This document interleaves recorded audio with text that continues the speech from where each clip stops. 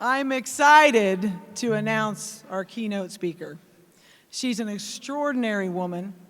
She's a 2-time world champion, a 5-time world championship medalist, and she's a 2024 Olympic skeet shooter.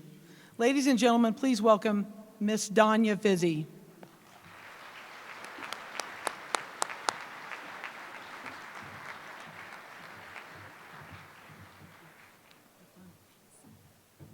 Good morning, everybody. I want to start off by thanking the Wild Sheep Foundation for having me here to speak with you guys. And I want to thank everyone in this room for what you all do for conservation and the restoration of wild sheep population in North America. For those of you who don't know me, my name is Dania Vizzi, and I'm a member of Team USA for shooting. I'm a world champion, 5-time world championship medalist, 3-time national champion, Pan American Games champion, and most recently, 2024 USA Olympian.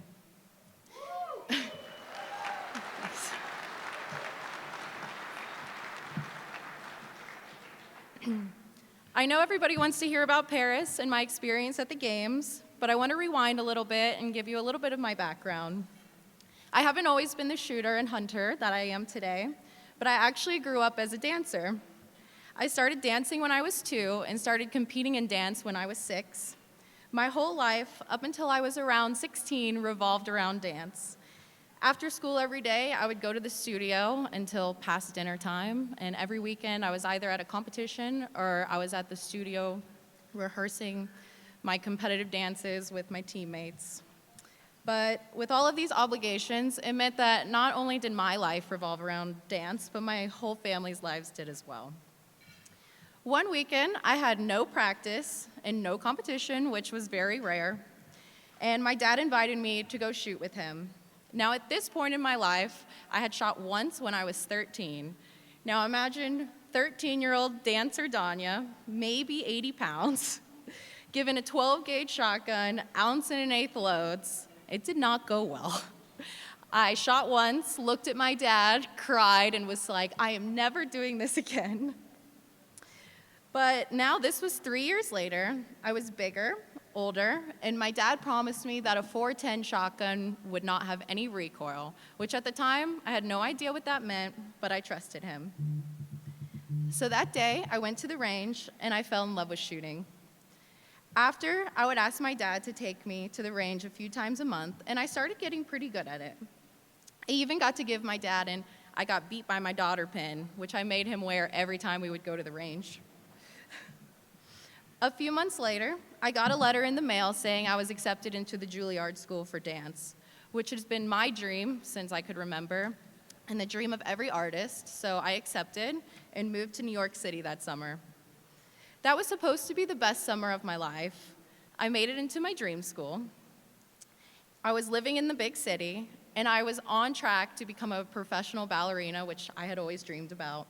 But instead, I found myself sitting in my dorm room, missing shooting. So after that summer semester, I sat my parents down and I said, Mom, Dad, I'm quitting dance and I'm gonna be a professional shooter.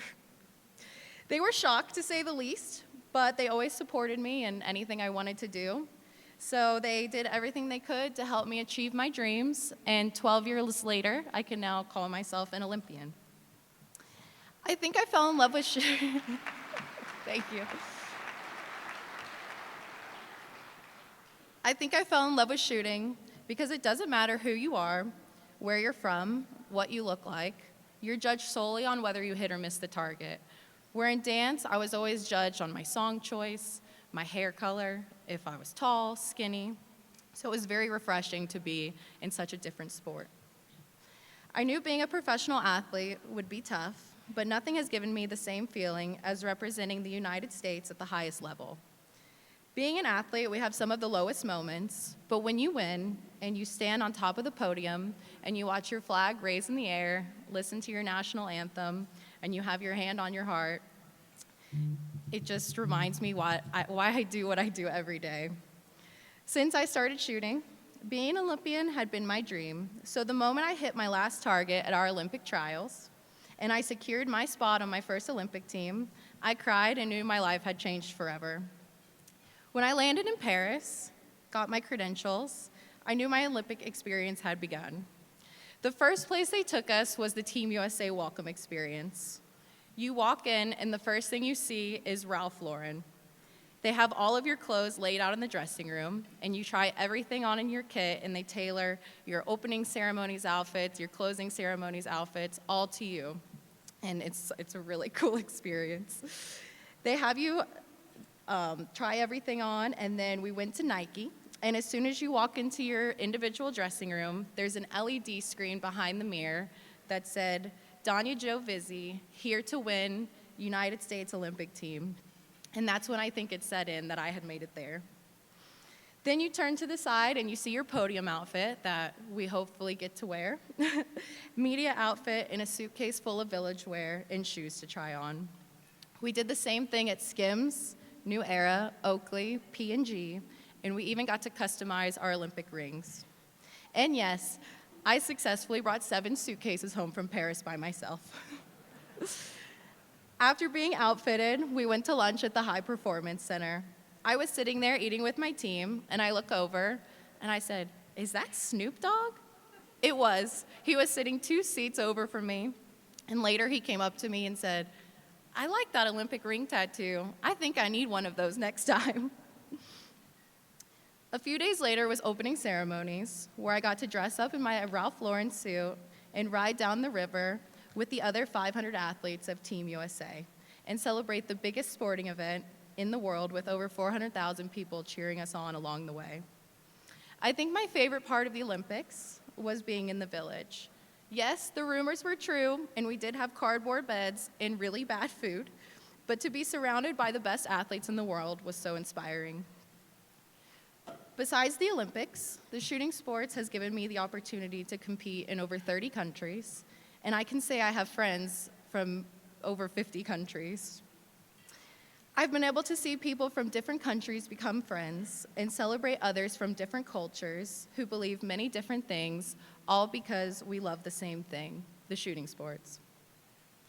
Other than bringing countries together, shooting and hunting brings families together, which I think is most important. I know it's brought my family closer together and has become an activity that we all enjoy, although my dad doesn't shoot much with me anymore because his days of beating me are over. But really, what other sport is there where all ages and all skill levels can enjoy it together? Now, my hunting experience isn't as vast as most of you, but being in the shooting sports has immersed me in some of my first hunting experiences. My first time hunting was in 2018, and I got to go to Iowa on a pheasant hunt. I remember shooting my first one and FaceTiming my dad to show him because I knew he'd be proud, and he was in shock that his little ballerina wasn't crying, but was actually really enjoying the hunt. Because I'm a shotgun shooter, I get to upland hunt a lot, but watching dogs flush, point, and retrieve birds never gets old. In 2021, I got to hunt my first whitetail in Missouri. At this time, I had only hunted birds, so deer hunting was very different to me, but very special. Getting to the stand before the sun rises and watching the wilderness wake up is very special. Being outside for days watching the animals and connecting with the outdoors makes you realize that it's not about the harvest, but it's about the hunt and the memories you make along the way. We're all here for the same reason, because we love hunting, shooting, and the outdoors. I want to thank each and every one of you for being life members of the Wild Sheep Foundation. Your passion, time, and generosity are not just investments in the species, but in the future of conservation. So thank you all for standing with the Wild Sheep Foundation, for standing for conservation, and for standing for the wild. Thank you, guys.